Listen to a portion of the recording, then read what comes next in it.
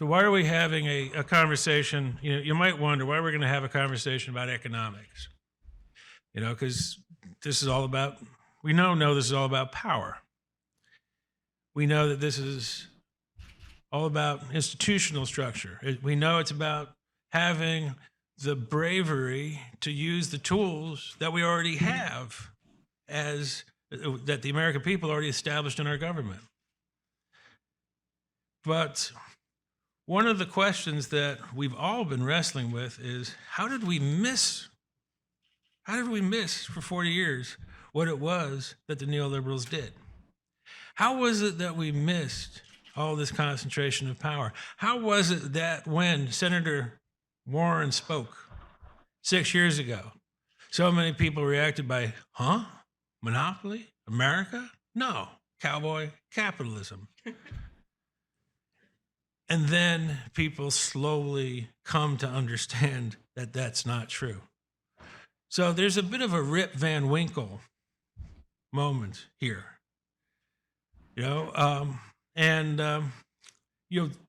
this is no more true than when it comes to waking up to the fact that suddenly all of many things like semiconductors are in Taiwan, that almost all the active pharmaceutical ingredients we rely on here in the United States are in China, that there are these incredible concentrations of capacity, of industrial capacity, on which we depend, often concentrated in one place. We all know from the time we're 3, don't put all your eggs in one basket. And then we wake up and we realize, just in the last couple of years, golly, we put some really important eggs all in one basket. And then we took that basket and we stuck it in Taiwan. Or we took that basket and we stuck it in China. Or we took that basket and we stuck it in Russia. And as we saw with Russia, the Russians took advantage of the fact that there was this incredible concentration of dependence and capacity. So what blinded us? Why was it that for 35 years we didn't see this? How did we miss this? How did we all go to sleep? And so we have with us 2 terrific people to help us answer this question. 2 of the most gifted economists working in the world today.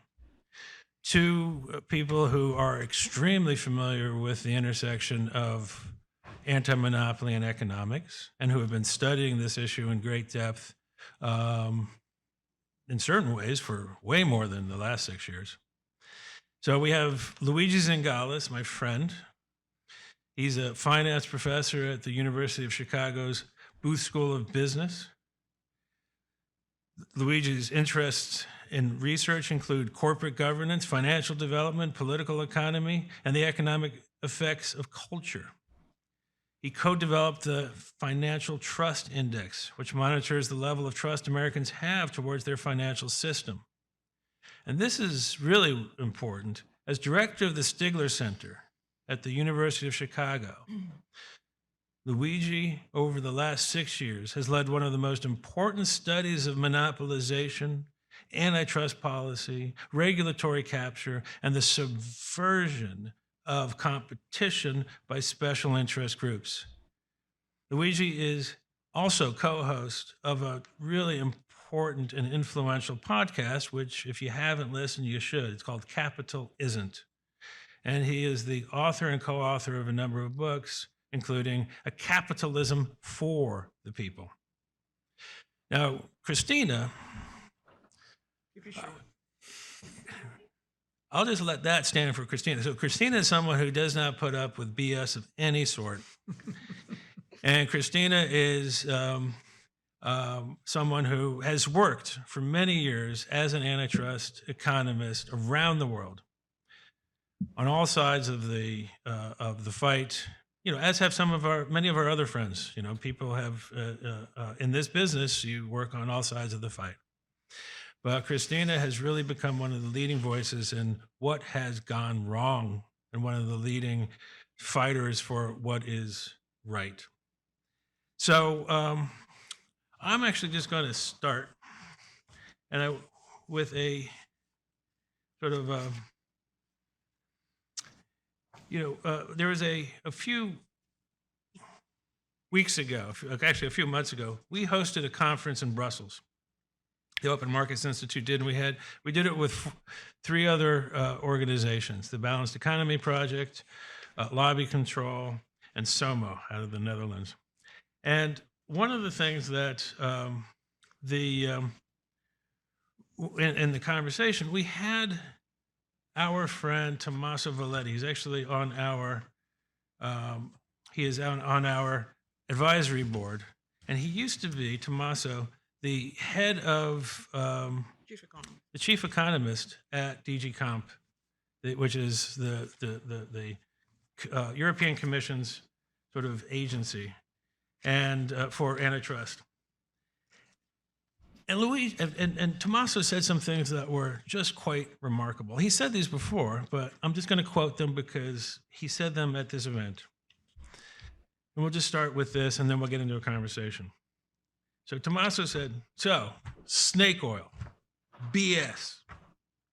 This is the way economics has been applied, which is just an outcome of the asymmetric resources.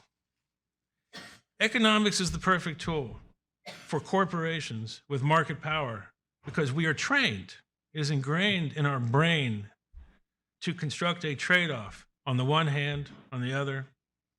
But then, of course, if the resources are tilted in one direction, you just see the one hand. So, just want to sort of put it out to you, Cristina, just to start, which is what went wrong? And we'll get later back to what can go right with economics, because it's like there's an enormous number of, I'd say probably most people who are in the economics profession right now want to make the world a better place. Many of them are making the world a better place. But something happened in how we use economics when it comes to dealing with power. Thank you, Barry. Let me start with a brief appreciation of Barry and say how delighted I am to be here. I met Barry the first time in 2015 when you came to Brussels, and you were a speaker at a pretty fringe event, if you may recall, with Alec Burnside. And I thought, I'm going to go and listen to this guy who we thought was quite dangerous, quite a dangerous revolutionary at the time. And so I think I began a lifelong love of Barry from having heard him speaking at that event and thinking that what he said made a lot of sense. And it does give me a lot of pleasure to be here, particularly to sort of see the excitement, the energy that is happening around antitrust in the US today. I did an event in DC 2018. And at the time, the line was, are the Europeans really ahead of where you are? Because we were. Because in 2018, we were. There was a lot of apparent activity in Europe. We had just finished the Android case against Google. And the US seemed to be quite under a permafrost. Nothing really was happening. And it's incredible, the change that has happened in the last 5 years, much of it thanks to the actual incredible work that Barry and people like you have done. And now there is no question that in Europe we are looking at the US and we're going, whoa, what happened over there? Like, whoa, they've overtaken us by a long mile. Now it is Europe that is feeling quite tired and not that forward. With that said, I'm really an interloper in many ways because, as you say, I've been a consultant for 25 years. But I guess this has given me a unique, perhaps, vantage point. Because if you want to know where all the bodies are buried, I know. I've been there. I know every single one of them. So what is really happening, if I can give you a little bit of the arc of history, is this, what happened to economics. When I started in all of this 25 years ago, in economics in Europe, we were looking with some jealousy and envy at the US because we felt that European antitrust was a black mange. You know, it was soft, a soft discipline, the lawyers were running it. There was no rigor, no structure. And we felt that there was really this robust and novel vision of antitrust that was coming from the US, the Chicago School, this notion that, you know, uh, monopolies can be efficient. Who knew? I mean, this is fabulous. We have some sort of tools. We can tell you how to do market definition. We have a methodology. It's called a snip test. And so we felt that that was a way at the time to bring some structure and discipline into what was soft, including the fact that when you have something which is scientific, somehow you can protect decision making from perhaps political interference, perhaps capture, antitrust being such a powerful instrument. You want to do that. So en masse at the time, there was a kind of lemming-like rush towards let's embrace. We wanted to do the more economics approach, which really meant Chicago in those days. And then what has happened, frankly, is that economists realized there was a ton of money to be made by selling useful narratives to lawyers. This is what we do. We basically make up useful narratives and then we sell them to lawyers. The lawyers are very smart. They don't respect us or have very much time for us, but they kind of think we're useful. So they can go and say to the judge or to the commission, I'm not just telling you this. There is distinguished professor so-and-so. There is Dr. so-and-so, consultancy X, that's writing this very important report that says exactly this. But in reality, we made up a lot of tools which are derived very loosely from economics, things like merger simulations, simplified version of how a merger will produce, as efficient competitor test. Has anyone ever thought about what the as efficient competitor test means? It means if you're not as efficient as the incumbent, you deserve to die. And that's what we did. We said, well, but that's because you want to promote efficiency. We had guppies, we had bargaining model. So we have invented this stuff and we have purveyed it to the legal profession that has used it usefully to defend, fundamentally, as Tommaso says, people with means. So essentially, monopolies, the firms with market power. And I can name any number of these clever stories. We make them up every day. Why does this company want to impose exclusivity on customers? It's not because it wants to foreclose competitors. No, because it has got to make relationship-specific investment, and there is a hold-up problem. Well, that sounds clever. Is it true? Who knows? I got a model. I can give it to you. And so this is really what went wrong. And mergers has been particularly problematic in this because we come up with endless numbers of stories as to why a merger is pro-competitive. I've never seen it in reality, but we've got fantastic stories which are then sold on.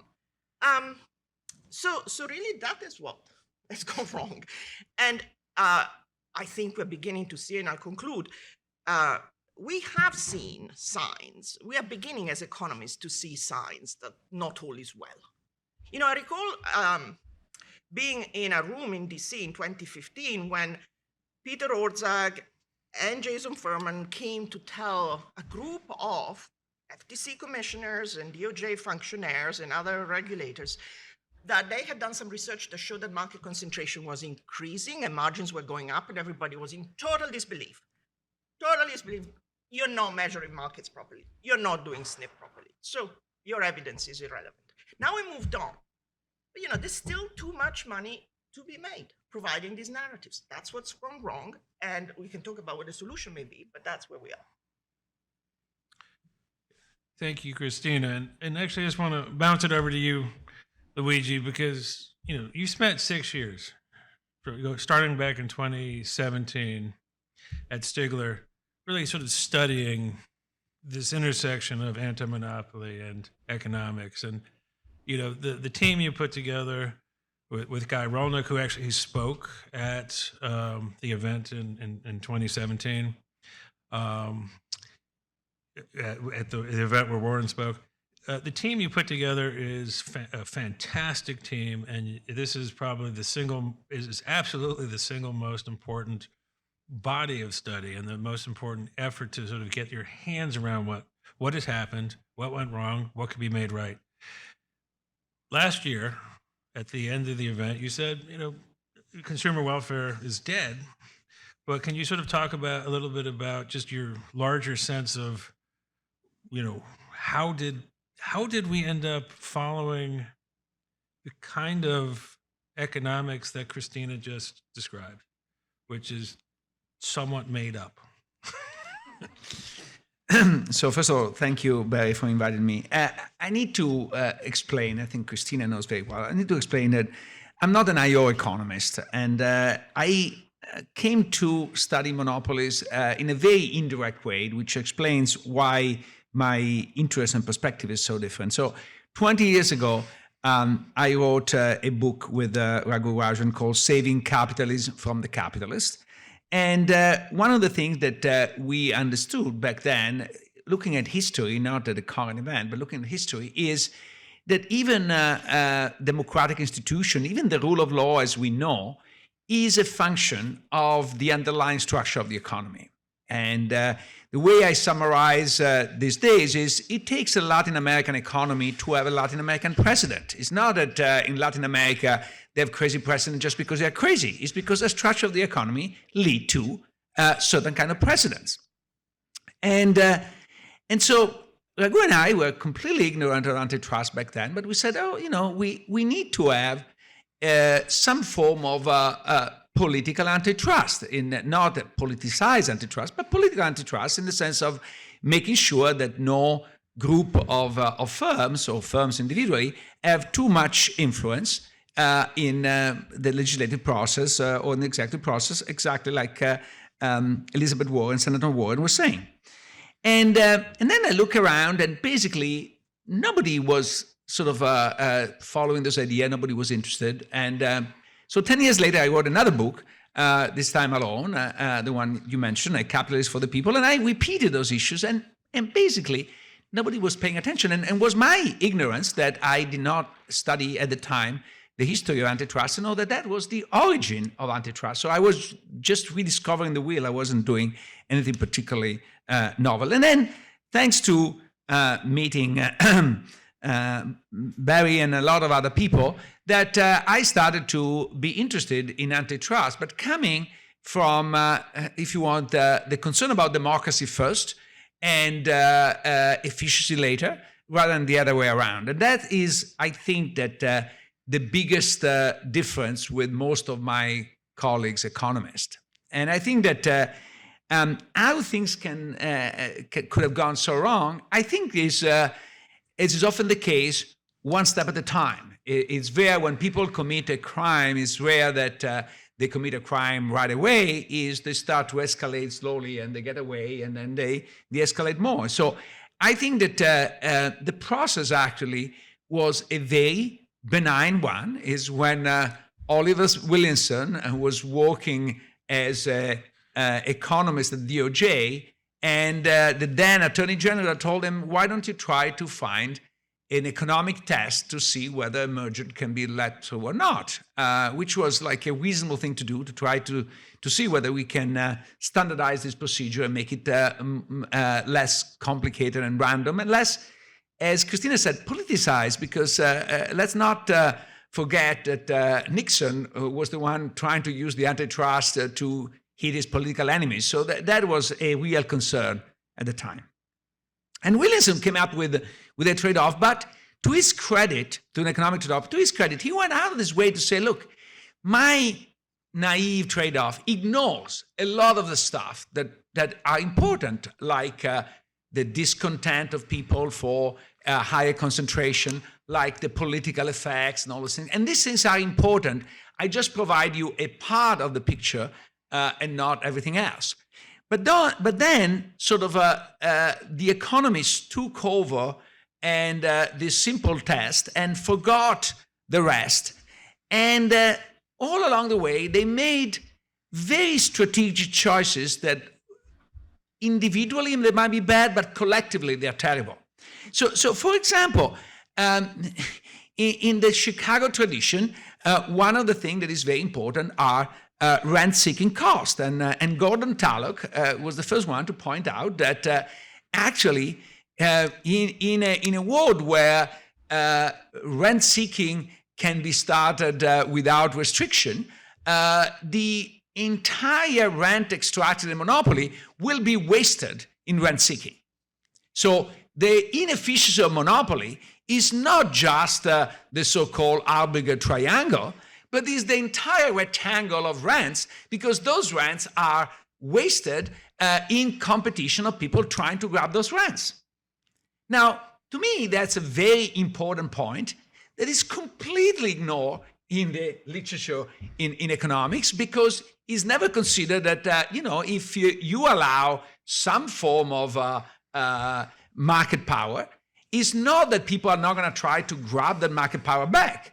And whether this rent seeking in the form of investment or in the form of lobbying, in both ways is a waste and should be factored in the cost of creating this monopoly. But economists chose to ignore that, and they went along in a number of steps, leading, I think, to a overtaking even the legislature in its intent. And it's just one of the hubris of economists is that they have their norm of what is right, and it's so strong that they sometimes ignore that what is right or wrong is not decided by the economic science, but is decided actually by a democratic process. And so their pursuit for single-handed form of efficiency is trump every other consideration, in spite of the fact that the legislator was very clear that that was not the purpose of the monopoly, anti-monopoly legislation. And what, as an outsider, what I see is actually the coherence that they trumpet is not there. It's just the consumer welfare. First of all, if you're not an economist, consumer welfare does not exist in economics. It exists consumer surplus or total welfare. So consumer welfare by itself is a misnomer, and it's not a misnomer by accident. It's a misnomer for marketing reasons, because sometimes people talk about total welfare and sometimes they talk about consumer surplus. And depending on what day of the week it is or what audience they want to please, they alternate this. And then how do you implement this stuff? One of the simplest way to implement it is to look at whether in a merger price goes up or not. But in so doing, they ignore a lot of other things. And so when you push, and this was my realization, when you push the so-called scientific approach to IO and sort of antitrust policy, they realize that there is not a very coherent and clear framework, and basically people choose assumptions that make it easy to arrive to conclusions that, surprise, surprise, have a lot of support among the people who have a lot of money.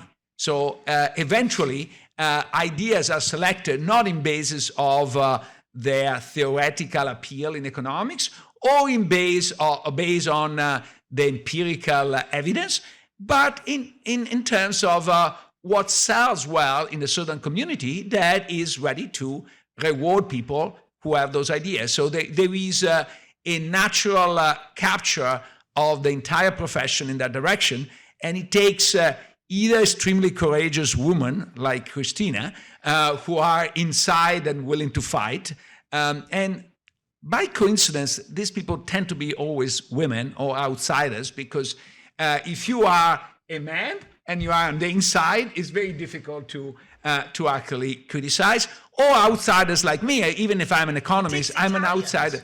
I wanted to arrive to that conclusion, but you spoiled that. No, that's all right. There is so much to unpack. Actually, I want to put it into a framework for people. So why is this conversation important? This conversation is important, and actually I would have gone next to Doha, Mekki. And Doha recently delivered a speech at the Mercatus Institute. I encourage you all to go online and read Doha's speech. Now, Doha is a very gentle and courteous person, and she went to the Mercatus Center and she treated them with great respect. But she gave a speech in which she said, essentially, if you read through the lines, the fact of looking at that speech and looking at what Mercatus Center promotes, you guys are just absolutely full of it. And as we move forward in our rethinking and reconfiguration of anti-monopoly in the United States, what you have been promoting for the last 40 years, we're done with. We're done with. And that's actually what is happening right now. As many of you know, there's this process that's going on in the DOJ and FTC in which they're drawing up new guidelines for the enforcement of the law.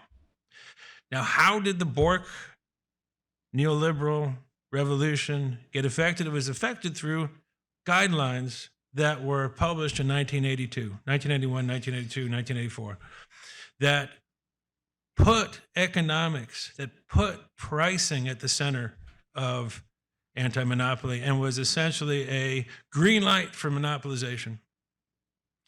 So the reason that this is important is because this conversation is going on right now.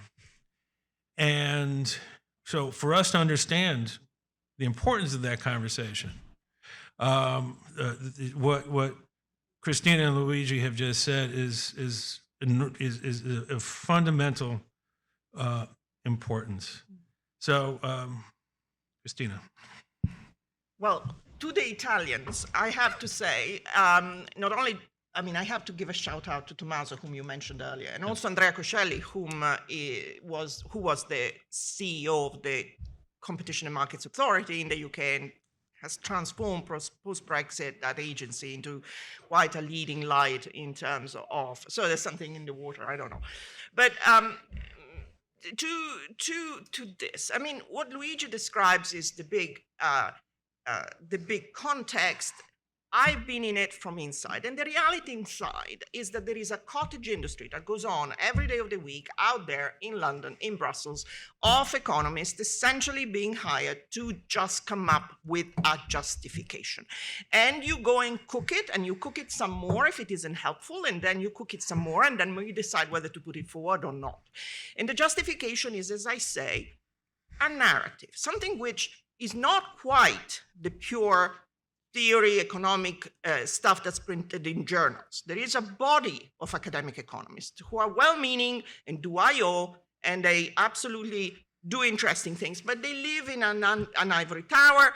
They have no real interest for policy application of what they do, so what they write is possibility theory, abstract things that are out there. And then there is the way in which the academic consultants who operate and the consultants at the coalface essentially are purposing these sort of ersatz ideas into anything that goes from being glorified accountants and kind of churning out market share into something that produces a model. This is why this has become so prevalent, because you do any kind of deal, you do any kind of investigation. On the other side, you've got the economists who are paid to do this and paid a lot of money. And as I said, lawyers find this useful. So this is how we got here. Now, what we need to think about is how do we move forward from here? Because it's all very well to just complain about it. It's not that we're here to make fun of people. Incentives matter. That's what we know in economics. So that's how people operate. But how do we move forward? Because I'm disturbed to see that there is still a body of young economists in the consultancies who seem to be completely driven by this money-making thing. But there is also a body of people who say, what are we doing? You know? Young people were saying, what economics are we actually going to use? What are we doing? And we need to break through certain sacred cows. I think that the merger guidelines hopefully will make a big difference to this. But for example, in the US in particular, we've been fetishists about the market definition thing, which is a total folly. You know, you have a decision like, just to mention one recent one, Meta Within, which, you know, in the universe of losses for the FTC, it was actually a good loss in some way, in which the judge spends 35 pages out of 60 talking about market definition. It is complete folly that we economists have taken the world to think that market definition matters, and then judges have somehow bought into that. We've made the judges eat that truth, and now we spend all of this time, cases die or live on market definition. This is one of the things we've done. Also to toy models. You go and tell a client, you're doing a vertical deal, we can argue elimination of double marginalization. The client says, what is that? And we say, oh, it's good. Don't follow me. We are going to argue it for you. So this is so detached from reality, but we need to find ways productively to use the energy and the interest of the economists who want to make progress.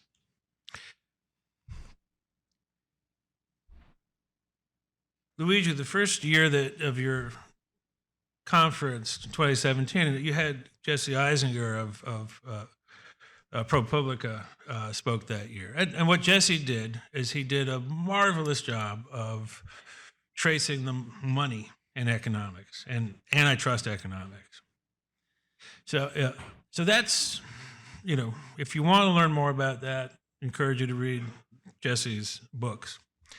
And he wrote a book called The Chicken Shit Club, and I know that was some of the our sitting enforcers actually, that was an important book for them.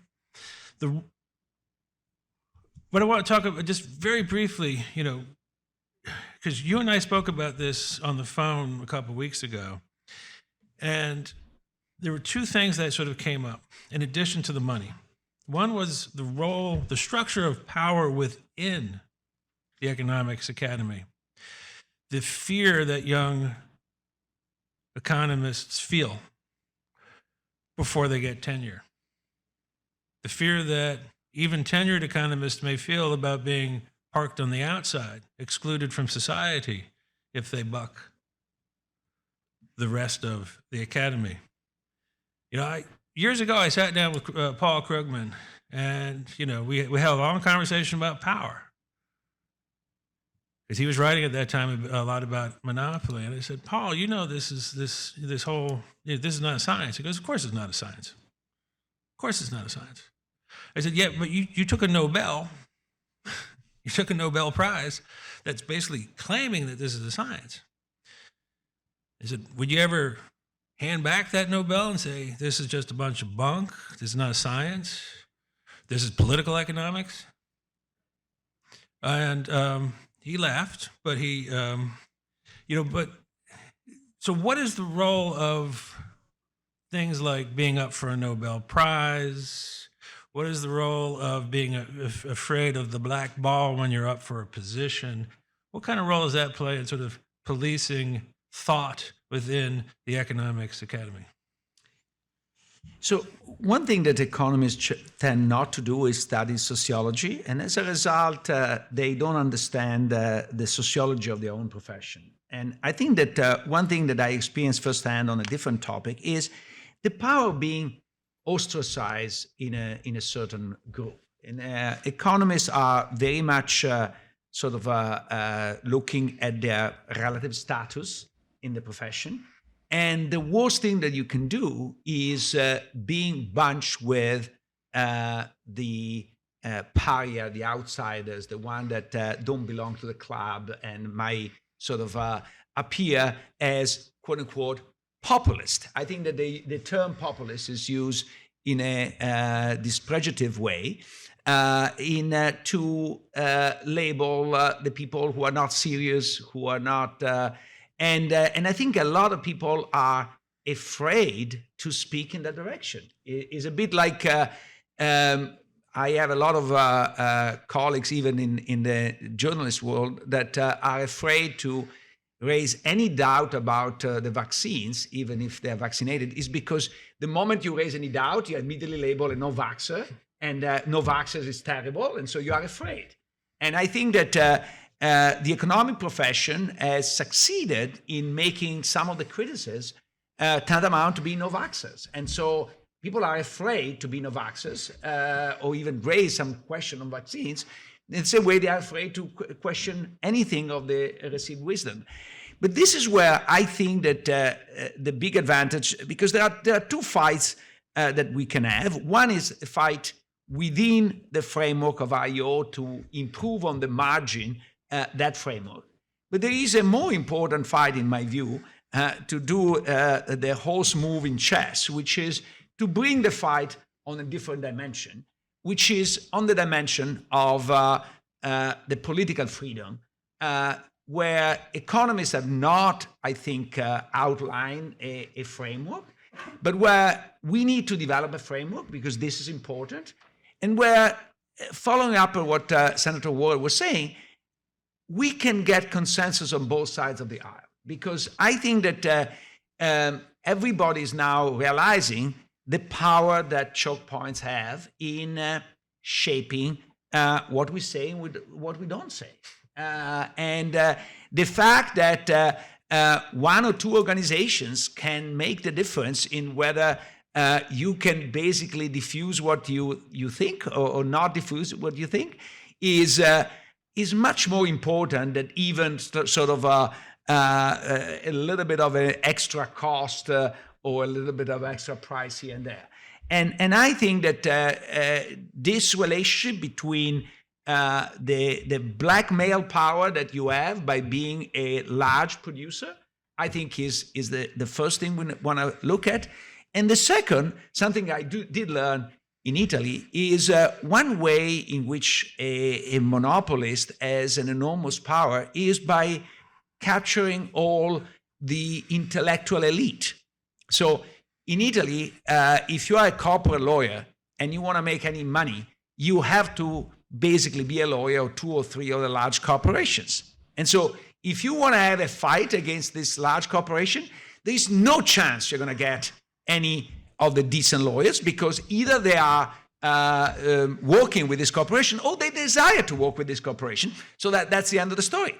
And if you go to France, all the nuclear engineers work for the nuclear company in that produce energy in France. And so they're never going to speak against nuclear power, because the only way to survive is to that. And I think the same thing is happening in America as well in a lot of sectors. And that is, to me, one of the biggest costs of monopolies, is they are able to monopolize even the intellectual conversation. And that's the reason why we need to break them. And that's the reason why I have hope that there is support on both sides of the aisle to fight this fight. We're going to open to the floor in a minute, but I did just want to follow up with one question. And just, Luigi, you're not, I mean, you're a capitalist, right? Yeah. You believe in sort of, as the senator said, we believe in open markets and Competitive markets, yeah. Yeah, when you and I were talking about this a couple of weeks ago, you said, I said, and this just came up, is why the Italians? Okay, it's like, as you know, we have 2 Italians here today. There's Andrea Coselli, who did a marvelous job, as Cristina said, at sort of changing the direction of the CMA in the UK. And then there's Tommaso Valetti, who was Margaret Vesteyer's top economist for many years. And I said, why the Italians? And you said Gramsci. So I think that, yes, a lot of Americans don't know Gramsci. What are you talking about? But the concept of intellectual hegemony is very important. I think that unlike most traditional Marxists who thought that culture was irrelevant, Gramsci is the first one to understand that culture is important in shaping political outcomes, and that culture tend to be shaped by economic interest. But this is a way in which economic interests transcend the pure interest and succeed in pushing ideas that end up coinciding with the economic interest. That's the idea of hegemony in Gramsci. And I think that Americans have not studied, especially economists, have not studied enough that to realize that that's what they are part of. And so the question I often ask my colleagues and my students, do you realize what sort of role are you playing in the bigger game? And most of the time, they don't, because they look at a narrow problem. But once you look at the bigger picture, it's very easy to realize what role are you playing. Can I make a final comment? Yeah, Cristina's going to make a final comment, and then I know we had a question if someone's got, okay. Yeah. So forget Italians for now. I want to go somewhere else. You said you're not an IO economist. I am, alas. And so I live this world from within. This is the world that dominates antitrust. It is the hegemony over antitrust. And so what needs to change? So why has it come to that? As we said before, this is the kind of discipline in economics that studies markets and firms. So we were, or the profession was very successful in convincing everybody that we've got the ability to model and predict, specifically the behavior of companies and markets. And so that has become the culture that dominates antitrust. So what needs to change is certainly we need to rethink that, because that sole monoculture has led us to a world in which the go-to economists are tasked with coming up with these narratives. And they have any number. I got an app for that. I can come up with a useful story on almost anything you put in front of me, okay? But this is the problem. We need to just break that hegemony, because in the end, there are other economists that matters. There is, expertise, which is not just in that narrow church, which holds on very tightly to its power. Let's not forget that. The other comment is that, we live in a political economy. We heard about it all day. And again, one of the things that the economists in this game are pursuing and continuing to hold on to is the dominant view that there is a rule of law, that we economists are helping to maintain that. This blows my mind, because I do not understand how one can think of the rule of law as totally independent of the political economy. We hear every day people saying the current agencies are out of control because they don't apply the rule of law. Whose rule of law? The political economy is out there. It's staring at us in the face. And we want to continue to apply antitrust as if it was 2012? It doesn't make any sense. I'll finish. That's a good point at which to finish. Carter. I have a microphone if you'd like. My name is Carter Doherty. I'm with Americans for Financial Reform. I'm also a former journalist who covered central banking. I believe we may have met at one of the ECB conferences back in the day. But I want to say, I think you couldn't be more wrong in suggesting that economists don't understand their own sociology. I cannot tell you how many conversations I had with economists covering central banking where they say something that's rather unflattering to the central bank or to the profession. And I say, can I quote that? And they say no. And I say, why not? And they said, because of my desire to maintain cordial relations with fill in the blank, Bank of America, Bank of England, Federal Reserve, European Central Bank. It happens all of the time. And I think that's because once you factor in the economists who have been central bankers, would like to be central bankers, or have been central bankers, you have such a massive critical mass of the profession that it is hard to break out of that mindset. So, what do we do to break the mindset of a central banker economist, which frankly, most of them think all of the stuff that drives Barry bonkers for the last 40 years. And last thing is just a comment is I believe you're completely incorrect that Americans don't understand Gramsci. The problem is the wrong Americans understand Gramsci. The fascists, Steve Bannon. Politics lies downstream from culture. The wrong people understand it. That's a different problem than saying that no one understands it. Very good. Well, hey, thank you guys. Thank you both. We have a couple of more people. We have to a couple of more presentations before lunch, and I know we've had people in the seats for a long time. Lunch will be right at 12:10, but you just heard an amazing conversation. I would encourage you to go watch it on video, because there is so much in this conversation. It was so rich that there are conferences inside of conferences that will be coming out of this conversation and Carter's comment. So thank you, guys.